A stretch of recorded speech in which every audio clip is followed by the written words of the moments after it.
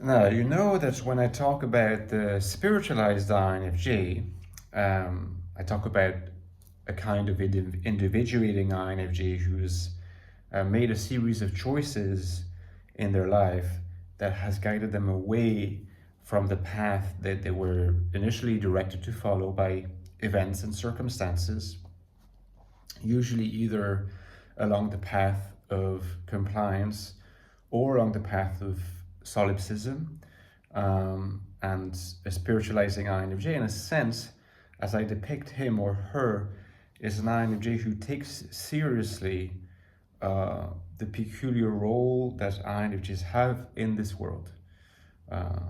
Might sound grandiose, but I think it is not.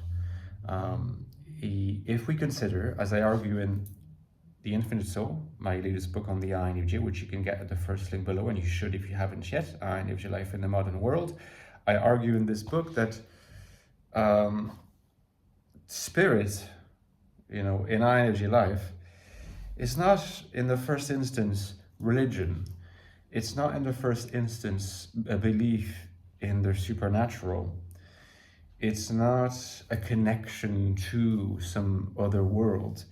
Spirit is much more akin to re-enchantment, to finding, locating, securing, attaching, fastening meaning where meaning no longer is to be found in the modern world, in the contemporary world, in the technological world.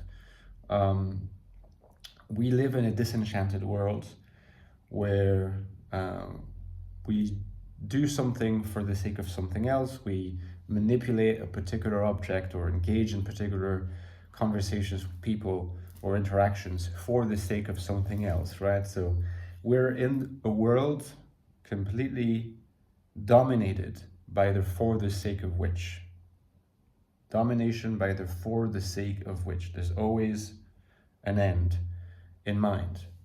Something leads to something else. We never just stop at the thing and consider it for what it is, which would be akin, in my vocabulary, to appreciating the meaning in it for its own sake, rather than for the sake of something else. Re-enchanting the world, reinstilling meaning in the world. Now, I do know that for some people this sounds a little difficult to penetrate, a little vague, so I wanted to give you another sort of illustration or perspective on what that would look like in the life of a particular person. For example, since it's what we were most interested in, an INFJ personality. So you have to consider that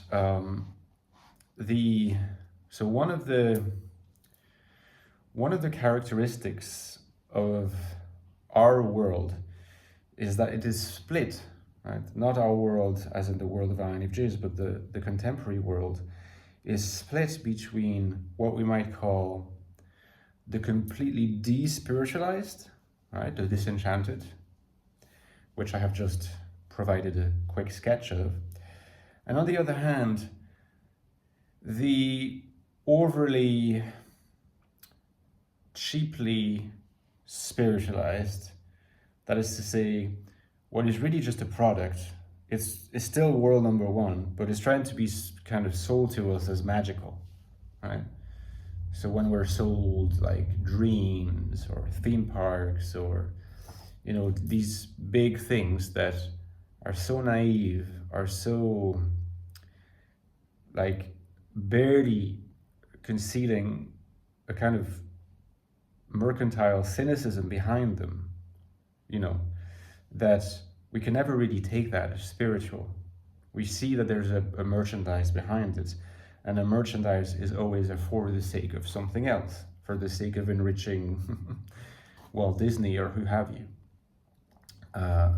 or the heirs anyway. So there is a split between like this complete absence of magic and then the presence of magic that is too over the top to be taken seriously, right? So on the one hand, you might say that in world number one, the world of disenchantment, suspension of belief is complete. And in the other world, suspension of disbelief is complete.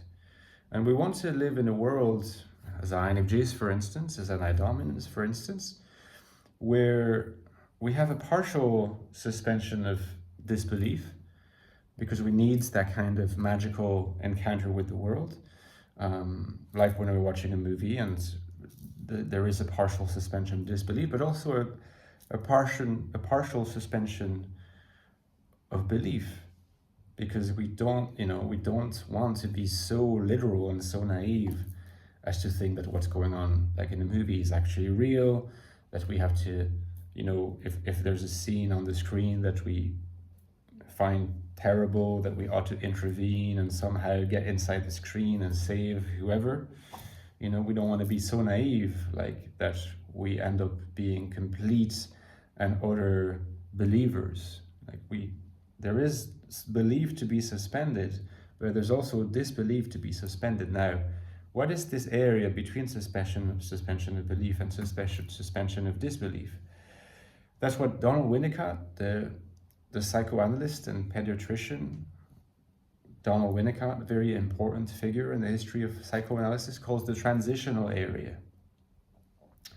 When we live within the transitional area, we act as if something were real, even though it is not.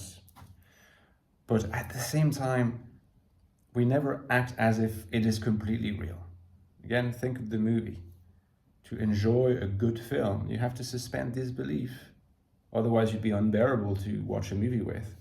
You keep saying, well, but this is just, particles on a screen or whatever. What are we doing?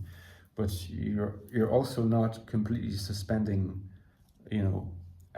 or you are still partially suspending belief, because you still are aware that you're part of, a movie experience. So the ability to find wonder in the transitional space, in the transitional area between belief and disbelief, is it's a delicate overlap. It's a small overlap. I think that anti-dominance should have it as sort of as a topographical image for how it is to cultivate spiritualization. In a sense, the spiritualized person, and I suspect the enlightened person of Buddhism as well, have made the whole world, to them, a kind of transitional space. They are transitional beings. So they're able to re-enchant the world without falling into a kind of weird immaturity syndrome or psychosis or what have you. They are still of this world. They still know what's going on, and yet they are transitional to the core. And I think that that's precisely what to interact with the world from a spiritualized point of view for an INFJ looks like, is to interact with the world from within the transitional perspective and taking the world to be a whole transitional area. Give me a like if you enjoyed this video, guys. Don't forget that you have also my book, The Ecstatic Show, which you can get, which is my first book on the INFJ. The link below to the book, you should get it if you haven't yet. This is the deepest look into the INFJ mind that you can find online, okay? And finally, guys, I could not do this without you, so please consider supporting me on Patreon. There's a link to my page. I need you more than ever. For a small amount, every month or every year, you get access to some cool bonus videos by myself, as well as access to our Discord server, The Furful, where you can interact with me and the other cool people in the community. And of course, you support me. So thank you so much for considering it, and I'll talk to you tomorrow. Bye-bye.